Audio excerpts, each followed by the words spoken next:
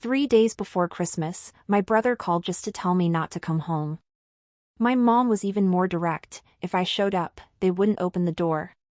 And the reason, light as a whisper yet heavy as a stone, was that my job made the family atmosphere too dark for his new girlfriend.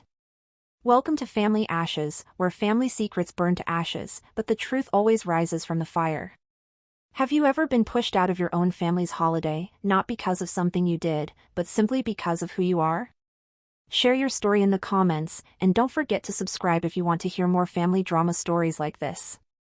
I had arranged my work schedule months in advance, trading shifts with colleagues, taking on extra late nights just to earn a few uninterrupted days at Christmas.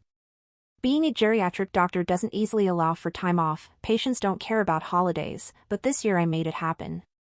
In my heart was a flicker of anticipation, almost childlike, imagining myself sitting in that familiar kitchen, hearing the rhythm of knives on cutting boards, the smell of turkey and red wine wrapping around the air. I bought everything I needed for the rosemary stuffing my family always mentioned, even though no one ever remembered I was the one who made it. Still, I chopped herbs and tore stale bread into cubes like it was a ritual I couldn't abandon, hoping that maybe this year someone would ask, "Did you make this?" I picked out gifts for each of them: a history book my dad once casually mentioned over a drink, a soft wool scarf for my mom because she always complained about the North Carolina winter seeping into her bones, and a jazz record for my brother, even though for 3 years straight he'd handed me cheap gift cards with no thought. I wrapped each present carefully, lined them neatly on the couch, like I was stacking little pieces of my own hope. For a moment, I thought about just wearing an old sweater, but then I stopped at a rack and pulled out a simple forest green one. It wasn't flashy, just enough to make me look like I knew how to blend into the holiday spirit.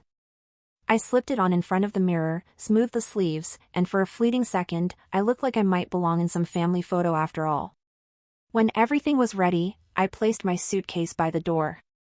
It sat there like a testament to all the careful preparation, and to the fragile hope I still hadn't managed to kill. This year, I let myself believe I would really be going home. I remember that day was chilly, condensation still clinging to the glass windows. When Dorian's name lit up on my phone, I actually smiled. I imagined he would talk about driving down from New York to Charlotte, or ask me to bring an extra bottle of Mom's favorite wine. His voice came through casual, but it was that practiced casual I knew too well, the kind he used whenever he was about to say something cruel and expected me to thank him for phrasing it nicely. He started talking about Sienna, his new girlfriend, a photographer in Soho. I'd never met her, only seen a single photo online, the whole family huddled together, but the light seemed to fall only on her face, radiant, soft, as though everyone else were just background props. Dorian described her with a pride I'd never heard in his voice for anyone else. He said she was very. I stayed silent, waiting for what would come next. And just as I expected, his voice shifted, dropped lower, trying to make it sound gentle. "You know, with your work, sometimes, the atmosphere just feels a little heavy." He didn't say, "You're a geriatric doctor, you've given so many elderly patients more time, more comfort." No, he reduced me to 2 words: too heavy. As if I were a gray cloud hovering over Christmas dinner, an unwanted presence they had to avoid to preserve positive energy for the new girlfriend. I sat still, the phone pressed to my ear but my heart somewhere far away. Each word squeezed the air out of my lungs. He ended with the phrase I've always hated most: "It's nothing personal, it's just because of Sienna." That just carried so much weight. Just that my family saw me as a burden. Just that I'd spent my entire life learning to heal, to save lives, and now I was being treated as a threat to their holiday dinner. My lips parted but no words came out. In my head, only one thought echoed: they truly believed my presence alone would ruin everything. I sat frozen on the couch, the phone still in my hand like a piece of evidence. My small apartment was utterly silent, the only sound the pounding of my heart against my ribs. My mother's words replayed over and over: "If you come, we won't open the door. We just want to keep things comfortable." Even breathing felt heavy, like someone had slammed a door shut inside my chest. I had prepared so much for this Christmas. I had put the hospital aside, the place where elderly patients cling to my hand begging for just a little more time with their families. I had stacked gifts for each of them, gathered ingredients for the food they loved. And now? All of it dismissed, because my existence was considered too heavy. My mother had said it in that soft, lulling tone, but each word cut into me like a sharp knife. You can survive neglect, but when your own family tells you outright that you are not welcome, that feels like being erased from the only map you thought you belonged on. I pressed my hand to my forehead, shut my eyes, but the tears refused to come. I wished I could cry, but instead there was only a hollow coldness inside me. My mother had made it clear, I wasn't welcome. Not because I had done something wrong, but because they believed I was the crack in the polished wall they wanted to present to the world. I replied with a faint okay, as if I agreed, but inside, everything had shattered. I didn't even have the strength to ask why. In that moment, I understood I had nothing left to prove. I was their daughter, but they had chosen to lock the door, to leave me standing out in the cold. And the silence I gave them wasn't consent, it was a scar, carved deep inside me. I set the phone down on the table. The soft clink it made sounded like a bell toll, closing off the last fragile bit of trust one still had in my family. The morning after Christmas, I sat alone in my small kitchen, wearing an oversized hoodie and worn-out leggings. On the table was a single piece of cold toast, so dry it felt like swallowing sawdust. I thought I'd already endured the worst part, Christmas Eve spent alone, without a glowing tree, without voices or clinking glasses, just darkness and sleep arriving too early. I thought the morning after couldn't possibly be worse. But I was wrong. Sensitive to energy, that she believed the vibrations in her room could alter moods, even relationships. The phone buzzed, my mother's name flashing across the screen. I let it ring until it went silent, thinking she just wanted to test the waters after my so-called sacrifice for the family. It rang again, and again a third time. I still didn't answer. Then a text appeared, only 4 words, "You've caused enough trouble." I read it over and over, my stomach twisting tighter each time. Me, the one who hadn't even been allowed through the door, was now accused of ruining Christmas? A few minutes later, the phone rang again. This time it was Aunt Sharon. She rarely called, but when she did, there was always a reason. I picked up, hearing her low, cautious voice, as though she was afraid of breaking something fragile inside me. "Rachel, what happened yesterday? They're saying you ruined Christmas, but you weren't even there." I sat there stunned. My family had spun a story that turned me into the villain, even as I sat hundreds of miles away. She hesitated, then continued, "Something happened with Sienna. She left early, the house was tense. Then your name came up. I don't know the details, only that everything exploded after that." As she spoke, it felt like someone had lit a match inside my head. Sienna, the shining name my family had protected and cherished more than their own daughter, was the reason for the chaos. But what exactly had happened that led them to throw all the blame back on me? I set the cold piece of toast down on my plate, a strange feeling swelling inside me. It wasn't just sadness or anger, it was a bitter smile tugging at the corner of my mouth. They had worked so hard to erase me from Christmas to preserve their comfortable atmosphere, yet in the end it was me, the absent one, who cast the longest shadow over that room. For the first time since I'd hung that green sweater back in my closet, I realized I was smiling. A bitter smile, yes, but also one of relief. The balance had shifted, and I hadn't lifted a finger beyond disappearing. I sat frozen on the kitchen chair, the phone still pressed to my ear long after the call with Sharon had ended. My mother's text glared from the screen like a wound, "You ruined Christmas." I read it again and again, each time feeling another twist in my chest. I hadn't been there, hadn't crossed their threshold, and yet somehow every bit of blame found its way to me. Just like it always had, every time something went wrong, the first name they reached for was mine. But what Sharon told me next left me as still as stone. Her voice faltered, careful, almost apologetic, "Rachel, when Sienna saw your photo, she recognized you. She realized you were the doctor who saved her grandmother's life." She was shocked, her face went pale. She put down her glass and left.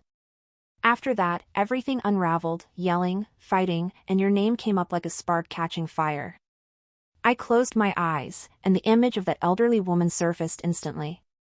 Her thin silver hair, her frail hands trembling as they clutched mine in the hospital room, her clouded eyes brightening as I told her we wouldn't give up. I remembered how she had smiled weakly, tears streaming down her cheeks. Moments like that were why I existed, why I endured 12-hour shifts, why I sacrificed countless evenings that could have been spent with my own family. And yet, in my own home, all of that was reduced to two words: too heavy. Now an outsider, someone who had never known me, never once shared a meal with me, had seen what my own family refused to see. Sienna realized I wasn't just a faint shadow, not just the name they crossed out to protect their comfortable atmosphere, but a person who had actually done something meaningful. The bitter twist was that the recognition didn't come from my mother, nor from my brother, but from a stranger.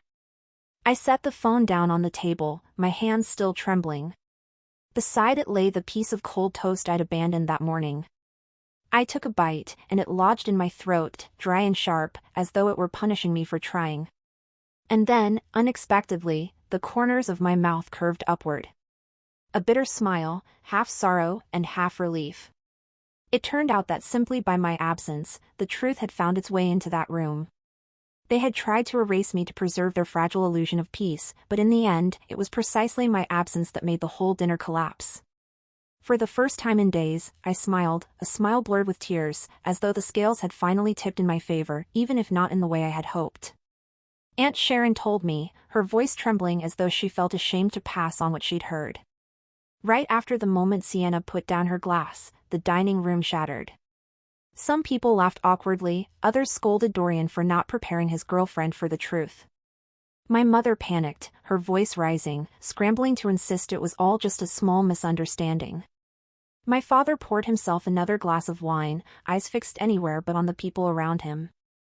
The air pulled tight like a wire, and no one cared anymore about the turkey cooling on the table or the unopened gifts under the tree. Sienna stood abruptly, her chair scraping a long, harsh sound across the floor. She looked around the table, her gaze turning cold as it passed over their uneasy faces. And then, without a word, she pulled on her coat and walked straight out the door. The slam echoed behind her, leaving a thick, suffocating silence, as if all the oxygen had been sucked from the house. In that moment, everyone understood Christmas was over, though no one would admit it. And just like always, they looked for someone to carry the blame. Dorian shouted that if I hadn't been so heavy all the time, none of this would have happened. My mother sighed, her voice faltering, saying I had never known how to get along with people. A few relatives chimed in, their whispers sharp. I was always unpleasant, always dragging my work and talk of sickness to the dinner table, as if I were bringing the entire hospital into their home. They gathered all their shame, anger, and disappointment and aimed it in one direction, at me. Meanwhile, I was sitting hundreds of miles away in my silent apartment, holding a cold piece of toast in my hand. I wasn't there. I hadn't spoken a word, hadn't breathed the same air. And yet, somehow, I was the center of their storm. I was the one they decided had destroyed their Christmas. That feeling is hard to put into words. It was laughable to the point of choking, and painful enough to make my chest tighten. I thought I had grown used to being the outsider, but as Sharon's words sank in, I understood something more clearly than ever. In my family's eyes, I had never really been a daughter, never a sister, never even blood. I was just the name they could easily toss out whenever they needed someone to take the blame. And that name, every time, was mine. I set the phone down, tears rising and spilling over. But even through them, the corner of my mouth lifted. A bitter smile, yes, but the smile of someone who finally understood the game for what it was. Whether I was there or not, I would always be blamed. My absence from the dinner hadn't changed a thing. Only one truth became clear: my very existence, even in absence, was something they could not tolerate. Sitting alone in my quiet apartment, Sharon's words pulled my childhood back in sharp fragments, each memory pressing down until it hurt. I remembered dinners when I was a child, my mother proudly recounting Dorian's messy drawings on the living room wall. "He has the eye of an artist, such a creative soul," she'd say, while my father nodded, his face glowing with pride. But when I dropped a porcelain bowl while setting the table, they shook their heads. "You're always so clumsy, never paying attention." My small mistakes were magnified, while Dorian's failures were wrapped in glowing words. I remembered the day I earned my medical degree, for grueling years of study, endless nights in the library, every grade carved out of exhaustion. I came home holding the heavy paper, red ink proof of my effort, expecting maybe a smile. My mother only sighed, "That field is so demanding, you'll have to be careful not to burn out." No congratulations, no embrace.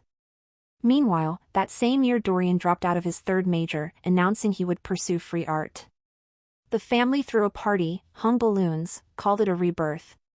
In their eyes, his failure was something to celebrate, while my success was only cause for worry, even irritation. Over the years I grew accustomed to being called too serious, too cold, too buried in the hospital. Dorian, with his constant whims and half-finished art projects, was always hailed as a visionary, a sensitive soul.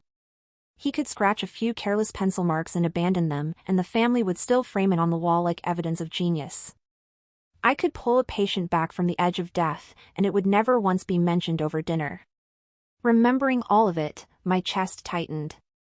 That favoritism wasn't fleeting, it had sunk roots into every corner of the house, into every story they told and retold. So when they said this Christmas that I was too heavy, I realized it wasn't anything new. It was just another version of what I had heard my entire life. Dorian shone, and I was the shadow, forever hidden, forever the name that existed only to be compared and diminished. The more I remembered, the more it felt like a dull blade sawing back and forth through my mind. Since childhood I had learned not to expect recognition, because even when it appeared, it was fleeting and hollow. Every time I tried harder to be seen, to prove I was worthy, my parents would turn back toward Dorian, giving him all the light as though it were instinct. I remembered back in high school, staying up until 3 or 4 in the morning to study, and earning a full scholarship to college. The day I brought the acceptance letter home, my parents only nodded, said a few dismissive words, and quickly changed the subject to how Dorian had just finished some random scribble they claimed was so soulful. While I was warned, "Don't push yourself too hard, you'll burn out," Dorian's doodle was framed and hung in the living room so visitors could admire it and praise him. When I officially became a doctor, working in geriatrics, watching elderly patients sit waiting for visits from children who rarely came, I thought maybe my parents would be proud. But all I got was a flat smile, as though my career didn't matter. Meanwhile, when Dorian dropped out halfway, announcing he'd pursue a creative free path, the family threw an entire party, raised glasses of wine as if it were some great victory. Photos from that night still line the hallway of my parents' house, while the medical journals I was published in were shoved into a drawer stuffed with utility bills. My effort was never spoken of in family stories, as if it were a trivial detail not worth mentioning. But if Dorian did something insignificant, brushed a few strokes of paint, strummed a few notes on the guitar, my parents immediately praised him as an undiscovered genius. They never cared how many times I patched their lives together with my own salary, all of it existed only to indulge the youngest son. And maybe that was why, in their eyes, my existence only mattered as long as it served Dorian. Sharon told me that in that moment, it was like someone had snuffed out all the light in the room.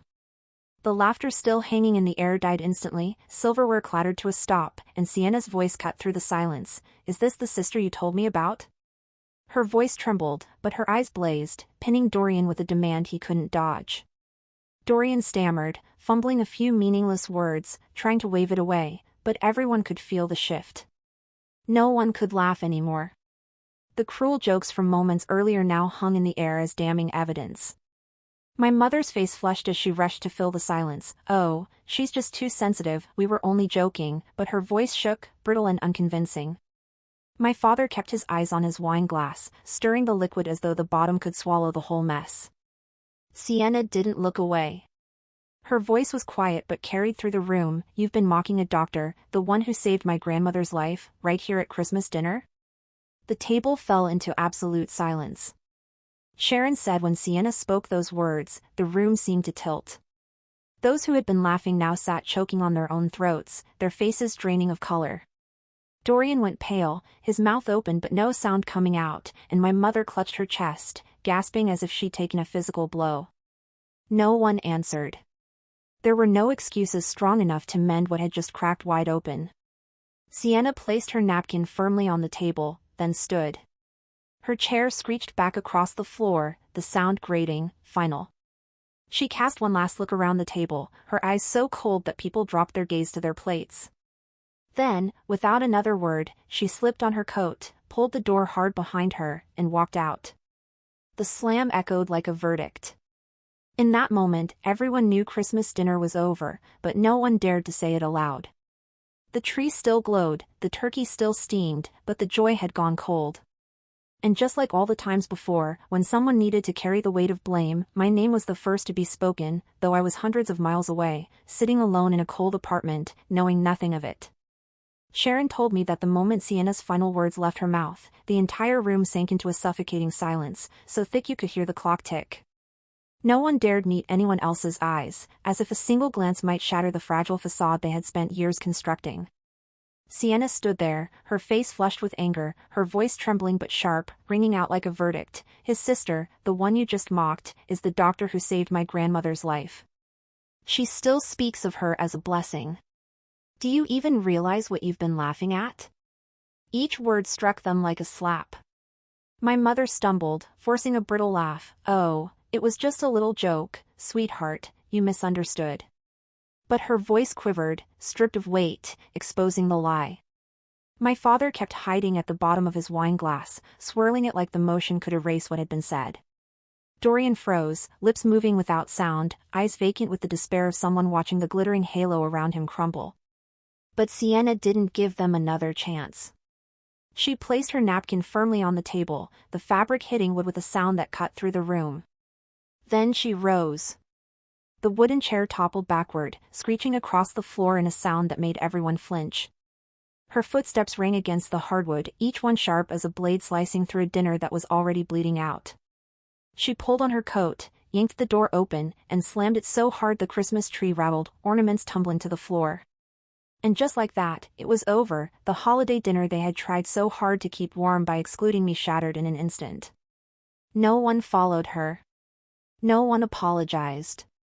They just sat there, stiff as carved figures, faces frozen. And then, to cover the wreckage, they reached for what they always did, my name. I wasn't there, but I was turned into the shadow that ruined their image, the invisible saboteur behind every collapse. Sharon told me that even after Sienna had gone, my name kept surfacing in their accusations, like an old, broken record they couldn't stop playing. And me? I sat hundreds of miles away with a piece of cold toast in my hand, completely unaware that I had become the central character in a storm they had built themselves. I didn't need to set foot in that house, my absence alone was enough to split it apart. And the bitterest truth of all was that they didn't need Sienna to leave to pin the blame, they only needed the same old name. And that name, every time, was mine. After listening to that voicemail, I stayed motionless in the dark, letting the tears dry on my face. Inside me was a strange quiet, as though after years of drowning in shadow, a small light had finally flickered on, shining directly at me. I wanted to hold on to that moment, but just as I'd always known, peace in my world never lasted long when family was involved. Just 2 days later, the phone rang again.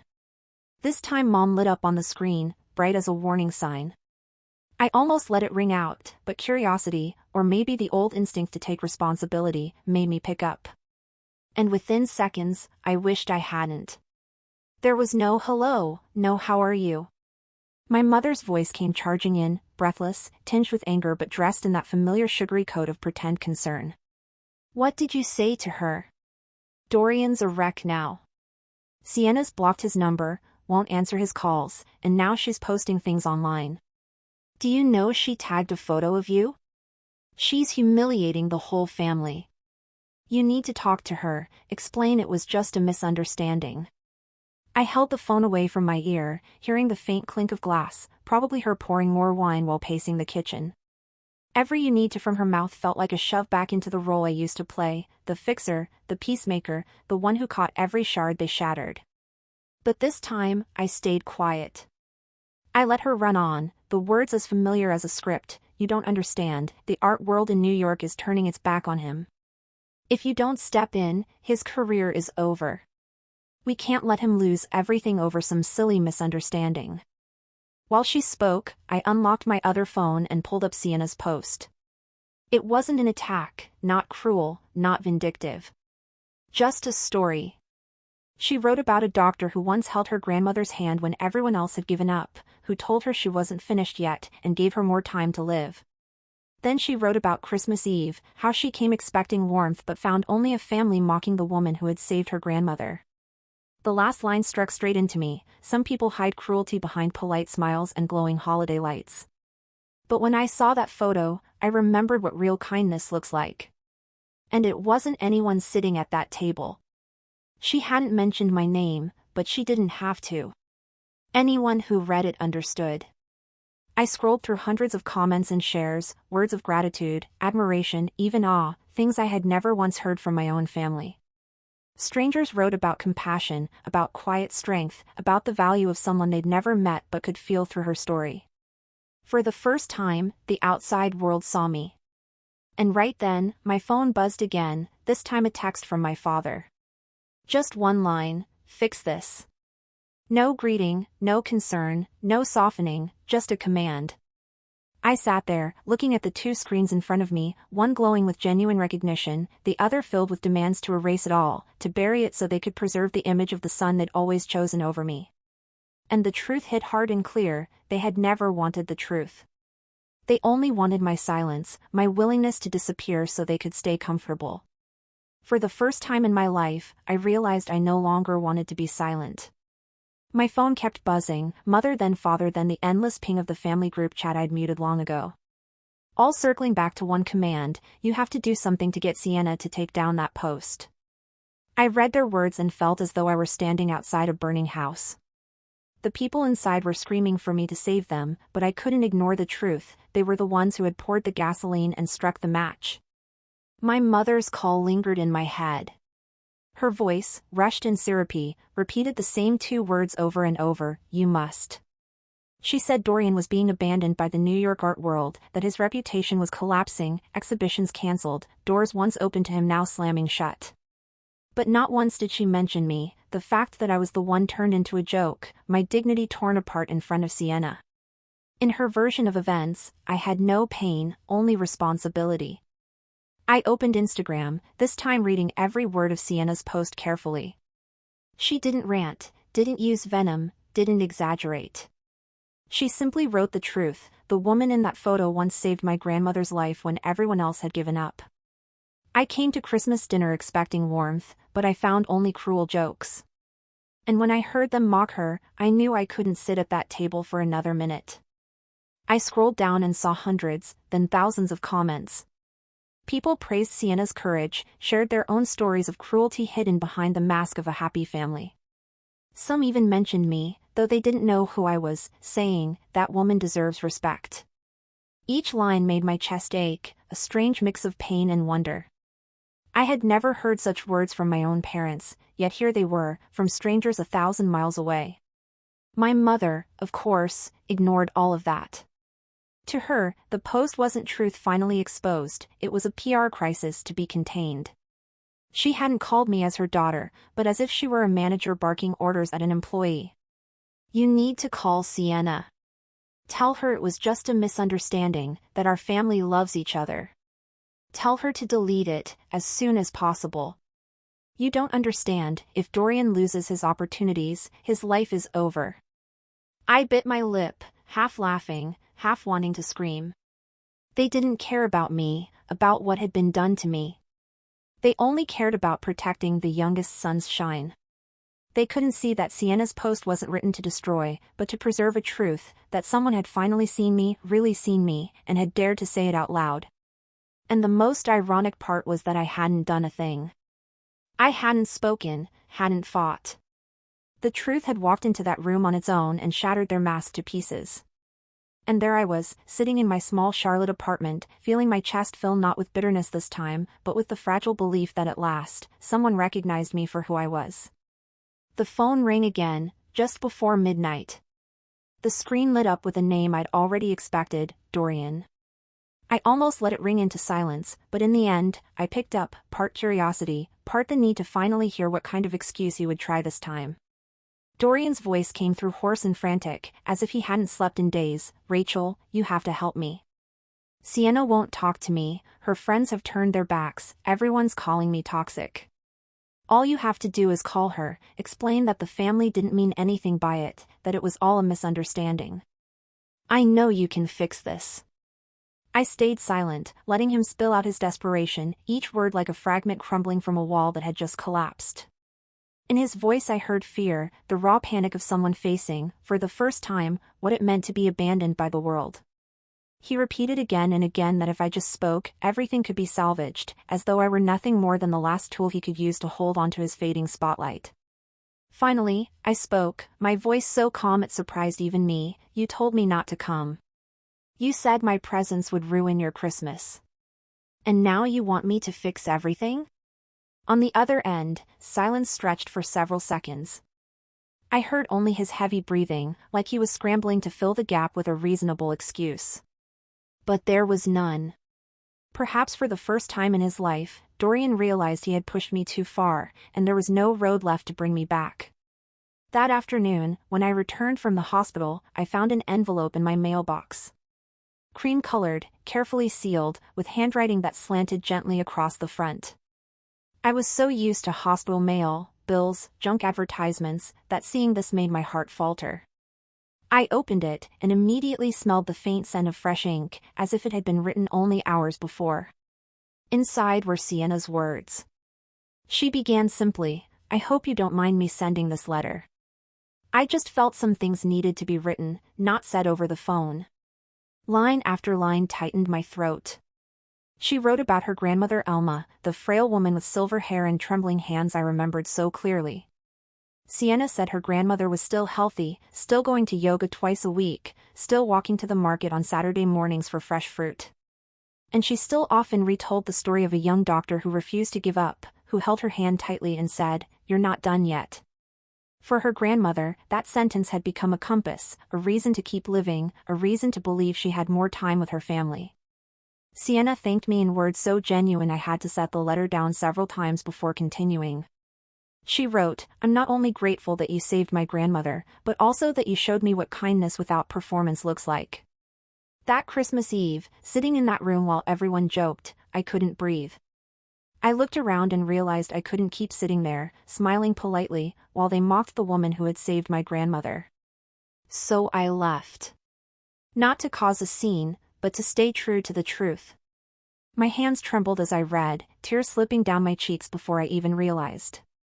I had never once heard words of recognition from my family. All the years of study, of work, of saving lives, had always been brushed off as too serious, too heavy. Yet here was an outsider, a young woman who only knew me through her grandmother's memory, seeing me more clearly than anyone in my blood ever had. At the end of the letter, Sienna wrote, "I don't expect you to reply, I don't expect us to become friends. I just want you to know that you matter, that you've left an indelible mark on someone's life. And to me, that's worth more than any praise." I folded the letter, then unfolded it again, reading it over and over as though the words might vanish if I let them go. Finally, I wiped my face, found a small wooden frame, and carefully placed the letter inside. I hung it on the wall above my desk, the place where I sat every night charting patient notes. Each time I lifted my head, I could see it, a reminder that at least one person saw me, acknowledged me, and was grateful. It was a feeling I had never known in 34 years. And it was painful, but also beautiful, that the first true recognition came not from family, but from a stranger, honest, unconditional, asking nothing in return, only to say, "You did something good, and it deserves to be remembered." One weekday morning, just after finishing a night shift, I came home to find my inbox lit with a bold subject line, "Let's reset things." The senders weren't individuals but all three names, Mom, Dad, and Dorian. I opened it, my eyes still foggy with exhaustion, but the words jolted me wide awake. They wrote in a cold tone wrapped in false politeness, "We know the past few days have been tense. Everyone let emotions go too far. Now is the time for the family to sit down, let go of misunderstandings, and start fresh." I read it over and over and couldn't find a single sorry. Not a word admitting they had banned me from Christmas, mocked me in front of outsiders. Instead, they spoke of emotions going too far, as if the fault lay with the atmosphere, with accidents, never with themselves. At the end, they suggested brunch next Sunday, in the spirit of openness. But tucked in the middle, like a condition, was this line, "It would be best for everyone if you spoke to Sienna, to ask her to take down the post. We don't want anyone else to be harmed." I shut the laptop, gave no reply. But my silence only seemed to drive them into frenzy. A few days later, I got a call from one of my colleagues, the head of my department. His voice was hesitant, awkward. "Rachel, your father contacted me. He said you've been showing instability, that you're too stressed, not in control of your emotions. He's worried you're not fit for the job. I sat numb, the words burning into me. My father, the same man I once secretly covered a $3,000 emergency dental bill for, the man who never cared about my work, was now inventing stories to smear me at my own hospital, just to salvage the reputation of his youngest son. And it didn't stop there. My mother began blasting messages to relatives, spreading lies that I was having a mental breakdown, that I was attacking the family online, though I hadn't written a single public word. Distant cousins I barely spoke to started sending me pitying texts, offering healing yoga classes or asking if I needed a therapist. I read them and felt both sick and almost laughing at the absurdity. They all rushed to believe the script my parents had written, while the truth remained invisible, because none of them had ever cared to look. One Sunday afternoon, it reached its breaking point. I heard a knock at the door, looked through the peephole, and my heart sank. All three of them, my father, my mother, and Dorian, stood in the hallway. I knew that if I opened the door, there would be no calm conversation, only another performance designed to force me back into my old place. And yet I opened it, not because I wanted to see them, but because I needed to know just how low they were willing to go. They entered my apartment as if staging an intervention. My mother sat on the sofa, her voice trembling, layering on the familiar sweetness. "We've made mistakes, but you've punished us enough. It's time to stop now, Rachel." My father crossed his arms, brow furrowed, using that same tone that had made me small as a child. "We raised you, gave you everything. You wouldn't be where you are without our sacrifices." And Dorian, eyes red, shook his head and blurted out, "You're the only one who can fix this. If you just say one word, Sienna will come back. I know you still care." I didn't interrupt. Instead, I stood, walked to my desk, and pulled open a drawer. Inside was a stack of papers I had kept for years, receipts for mortgage payments I had covered on their house, invoices for roof repairs, a bill for a new water heater, detailed notes of money spent on Dorian's car repairs, even the receipt for the $3,000 dental surgery I'd paid for my father, never once mentioned again. I laid them out on the table one by one, each sheet landing with a sharp rustle, like the strike of a gavel in a courtroom. I looked straight at them. "You say you gave me everything? Look here. This is the mortgage I carried for years. This is Dorian's car, every time it broke, I paid. This is the $3,000 for Dad's emergency dental surgery, I never asked for it back. Every cent, every record is here." My father's face turned red, his voice snapping, "This isn't about money." My mother whimpered, "Rachel, we're family. You can't stay this cold forever." Dorian hung his head and murmured, "I thought you never needed anything from us." I drew in a long breath, then spoke slowly, each word etched into the silence. "I have done too much, stayed silent too long. And now, it's enough. I have nothing left to give. Not forgiveness, not money, not silence." The room fell into a suffocating stillness. All three of them lowered their faces, for the first time with no words left to hurl at me. In their eyes I saw flashes, anger, shame, perhaps even the shock of realizing I was no longer theirs to control. I stood tall, looked at them one last time, and inside me bloomed a strange, liberating calm. For the first time in my life, I no longer had to prove myself or beg for anything. News of my family's unraveling came to me only in fragments, through Sharon's whispers or the stray remarks of others. Dorian lost everything. After Sienna left, the New York art world turned its back on him completely. Invitations to shows vanished, the contacts he flaunted fell silent. People whispered that he was toxic, a hollow figure propped up only by the false glow his family had fed him. His fragile credibility collapsed, and even freelance jobs dried up. I imagined him sitting in a cramped rental room, hunched over an old laptop with no new emails, tasting for the first time the isolation of being unwanted, the same isolation I had swallowed for years. My parents managed to struggle along for only a few more months. When the quiet financial support I'd been sending disappeared, the gaps in their accounts became impossible to ignore. The mortgage on the house grew unbearable. The cracks in the roof, the broken pipes, the flickering lights, the things I had silently covered for years, piled up into a chain of problems they couldn't escape. They scrambled, argued, tried to hold on, but nothing changed.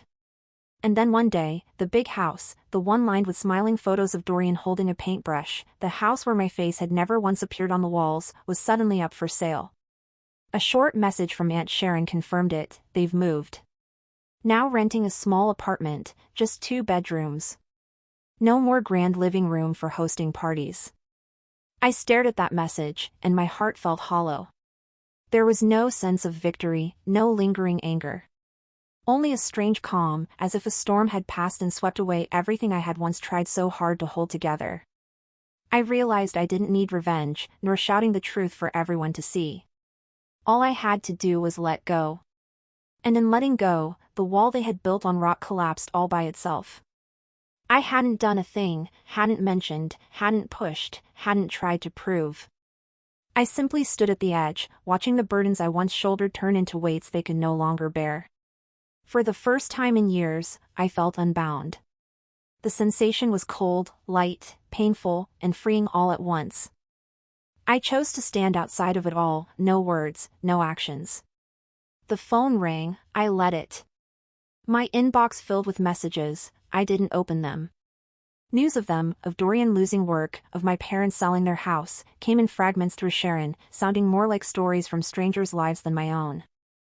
I was no longer the one scrambling to patch holes, no longer the shadow behind the curtain holding everything together. I sat in my small apartment and let them sink into the mess they had created. Sometimes, in the haze of half-sleep, I still dreamed of chasing after them, of my mother's voice calling, my father's harsh tone, Dorian's head lifted high as though the world owed him. But waking up, there was only the steady ticking of the clock and the pale light seeping through the curtains. That's when I understood, the invisible rope that had tightened around my neck for more than 30 years had finally snapped. The family crumbled without me lifting a finger. They had always thought I was the weak link, the one who darkened the table, the burden to be cast out. But when I disappeared, they discovered I was the piece holding it all upright. And when I stopped carrying, the whole wall tilted and fell. I didn't feel joy, and I didn't feel gloating. What spread through me instead was a strange, quiet peace, as though I had finally pulled my foot from the swamp they had always tried to drag me deeper into. I sat there, watching the warm light spill across the wall, and told myself, this is not a victory. This is the freedom I've waited for my entire life. It had been exactly 1 year since the Christmas I was turned away from my own family's door, and everything had changed in ways I never could have imagined. I no longer forced myself to read my father's commands, my mother's whining calls, or Dorian's half-hearted pleas. I had blocked it all, quietly, decisively. The silence was terrifying at first, like I had cut off the very pulse of my life. But slowly, that silence became medicine. I slept better, breathed easier, and woke each morning without the heaviness of preparing for an invisible battle. I rebuilt my life piece by piece, simple but whole. The long hospital shifts were still there, but now I came home knowing no one was waiting for me to atone with money or silence. I bought a potted plant for the balcony, sipped black coffee every morning, and finally picked up the books I'd abandoned years ago because I had to rush to the bank to cover yet another debt for my family. Each turned page seemed to whisper, "This is your life, Rachel, and no one has the right to take it from you." Then one late afternoon, after finishing a shift, I walked into my office and found a small box of chocolates on the desk, wrapped in plain brown paper. On top was a yellow sticky note, with a rough little doodle of a sun shining. No name, no long message, but I knew immediately who it was from. I opened the box, the warm scent of cocoa rising, and for a moment, my chest felt completely full. I sat down, holding that tiny piece of paper in my hand, and I smiled. For a year I had stopped waiting for recognition from my parents, stopped yearning for pride in my brother's eyes. I had stopped chasing them. And yet here it was, from someone outside, a small gesture of care, a recognition without decoration or pretense.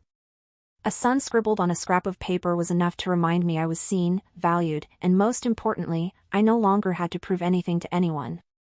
I kept Sienna's handwritten letter from the year before framed above my desk, and the box of chocolates I placed on my bookshelf. Each time I looked up from patient charts, I saw them all, the letter, the gift, the note.